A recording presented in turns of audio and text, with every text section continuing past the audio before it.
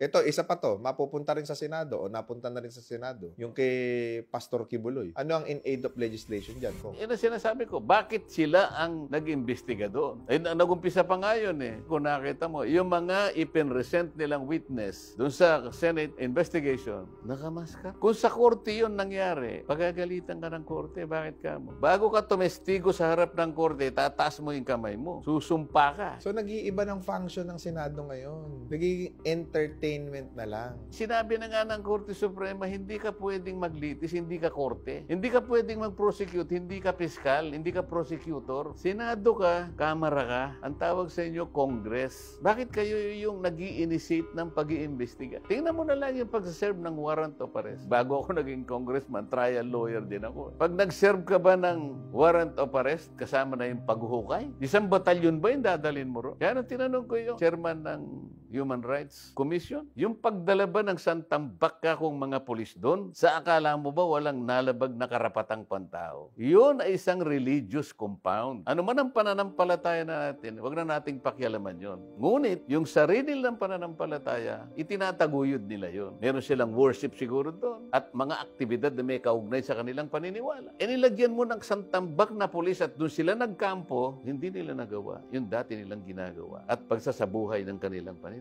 Meron ba akong nalabag? Meron po. Anong gagawin mo? Wala naman daw silang prosecutory power. Ay, ano ang gagawin mo? Alam mo na merong nalabag na civil and political rights. Alam mo ba sa batas ng PNP, ang dapat na nangingibabaw yung local executive, yung mayor. Bakit ang nagpapunta ron ay yung PNP chief superintendent? Saan mo kinuha yung lahat ng pulis na yun? Ibig sabihin nun, merong mga lokal na lugar na kinunan mo ng pulis. Sino nagbabantay ngayon doon? Hindi wala. Wala. Kailangan nilang ipaliwanag yun sa structure ng present na PNP ngayon. Walang nagawa yung mayor ng Davao City. Problema sa pagkain, problema sa kuryente, problema sa baha, problema, walang trabaho, negosyo, ang hirap umasenso sa Pilipinas. Mga empleyado, 8 hours to 9 hours nagtatrabaho, hindi maayos. Hospitalization, ang daming problema. Education, inuna yung papogi, pakyot, papansin. Dapat pala, Senate Entertainment, Congress Entertainment yan. Sabi ko nga sa'yo, ang pinakapangunahin yung over